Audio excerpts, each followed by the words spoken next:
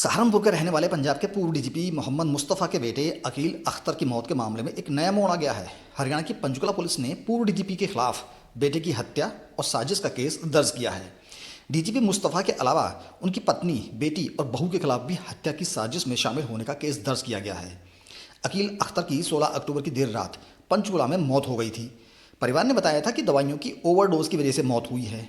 अब जबकि अकील खान का अंतिम संस्कार हो चुका है, उनका एक वीडियो सामने आया है। यह वीडियो 27 अगस्त का बताया जा रहा है। वीडियो में वह यह कहते दिखाई दे रहे हैं कि परिवार के लोग उसे मारने के लिए साजिश रच रहे हैं। मेरी पत्नी की शादी मेरे साथ नहीं, मेरे डैड के साथ हुई है। उधर पूर्व डीजीपी के पड़ोसी शमशुद्दीन ने उनके ऊपर गंभीर आरोप लगाए हैं। उन्होंने बताया कि अकील की पत्नी और अकील के पिता के बीच में अवैध संबंध थे, जिसमें रज़िया सुल्ताना भी शामिल थीं। रज़िया सुल्ताना पंजाब की चन्नी सरकार में काबीना मंत्री रह चुकी हैं, जो कि अकील खान की मां हैं। पड़ोसी शमसुद्दीन ने पंचकुला पुलिस कमिश्नर से भी शिकायत की थी। पड़ोसी की तहरीर पर पंचकुला एमडीसी थाना पुलिस ने पूर्व डीजीपी मुस्तफ़ा, पूर्व मंत्री रज़िया, अकील की पत्नी और अकील की बहन के खिलाफ धारा 103 और 61 बीएनएस के तहत मामला दर्ज किया है।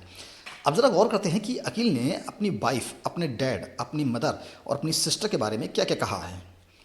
अकील ने अपने सोशल मीडिया अकाउंट पर 27 अगस्त को वीडियो शेयर किया था। करीब 16 मिनट के इस वीडियो में शुरुआत में अकील ने कहा कि आज 27 अगस्त 2025 है।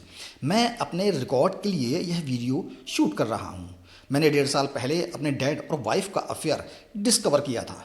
मुझे यह पहले ही पता लगाना चाहिए था। हालांकि शादी के 1 साल बाद 2018 में मैंने इन्हें ड्रेसिंग रूम के पास पकड़ लिया था।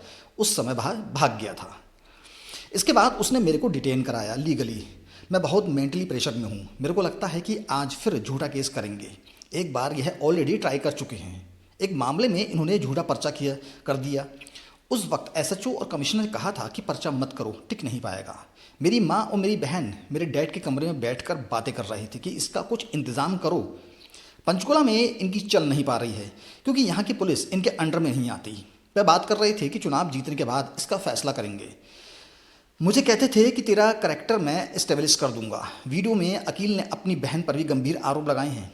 उन्होंने कहा कि मेरी बहन घर छोड़कर किसी के साथ चली गई थी। वह किसी से शादी करना चाहती थी, जबकि घरवाले उसके खिलाफ थे। मेरे घरवालों को वो पसंद नहीं करते थे। मैं उस समय 2012 में सोनीपत से लॉ कर रहा था। मैं ये नहीं जानता कि वह कैसी है। मुझे यह भी नहीं पता कि वह पैसे कहाँ से अरेंज करती थी। आगे अकील ने कहा कि मेरी वाइफ और मेरे डैड का अफेयर डिस्कवर किया था। हालांकि मैं यह नहीं जानता कि मेरी वाइफ का उसके साथ अफेयर कैसे हुआ। मैं इसको लेकर काफ़ी चिंतित हूँ। मुझे उसको लेकर चिंता भी होती है। इसने मुझसे शादी की पहली रात को भी टच नहीं करने दिया। सुबह जब मैंने इससे पूछा कि नहा लिया क्या, तो वह बोली कि मेरे साथ नहाना था क्या। फिर उसको लेकर मेरी उससे लड़ाई झगड़ा भी हुआ था। मैं अपने रूम में रहा, फिर यह मेरे पास आई और लेट गई। अकील ने बताया कि मुझे ज़बरदस्ती रिहैब सेंटर में रखा गया, जबकि मैं पहले ही रिहैब सेंटर होकर आया था। मैं बिल्कुल क्लीन था, मैं नशे में नहीं था। मुझे डॉक्टर को नहीं दिखाया गया। जब मैंने रिहैब सेंटर में अपनी फीलिंग शेयर की तो यह बात मेरे घर वालों को पता चली। तब उन्होंने मुझे वहाँ से निकाल लिया।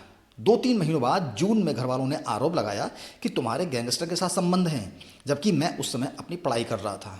पंजाब पुलिस के इंस्पेक्टर आते हैं और मुझे हरियाणा से उठाकर ले जाते हैं। पंजाब स्टेट मशीनरी का यूज़ करके मुझसे पैसे छीन लेते हैं। कहते हैं कि इतनी बड़ी रकम हम तेरे हाथ में कैसे दे दें, तू नशा कर लेगा। मैंने कभी भी अपने घर वालों से कोई हिस्सा नहीं मांगा, जबकि मलेरकोटला में यह कह रहे हैं कि यह तो पागल हो गया है। मेरा बिना परीक्षण कराए मुझे पागल वाली दवाई खिलाई। मुझे कुत्ता बोलते हैं, धक्का देते हैं।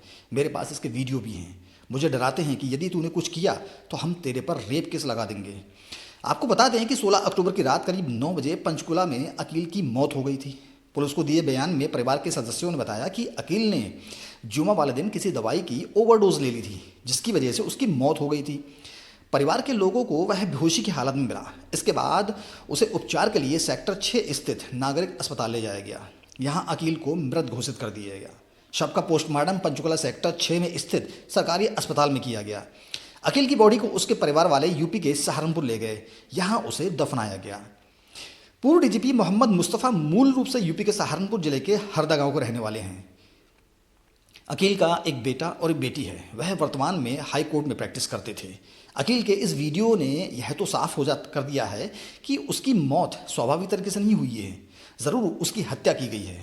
उनके वीडियो के मुताबिक अकील अख्तर की हत्या की सबसे बड़ी वजह हो सकती है उनके डैड और उनकी बीवी के बीच में अवैध संबंध। क्योंकि अकील अख्तर ने अपने वीडियो में जिस तरीके से अपने डैड के ऊपर अपनी बीवी के ऊपर इल्ज़ाम लगाए हैं, उससे तो यही जाहिर होता है कि उनके डैड और उनकी बीवी के बीच में अवैध संबंध थे। लेकिन यह कब, कैसे और कहाँ हुआ, इसकी जानकारी अकील अख्तर को नहीं थी। फिलहाल पुलिस इस केस की तफ्तीश कर रही है। आगे जैसे भी कोई जानकारी मिलेगी हम आपको देते रहेंगे। तो मिलते हैं एक और सच्चे खबर की वीडियो के साथ। तब तक के लिए अपना ख्याल रखिएगा। जय हिंद।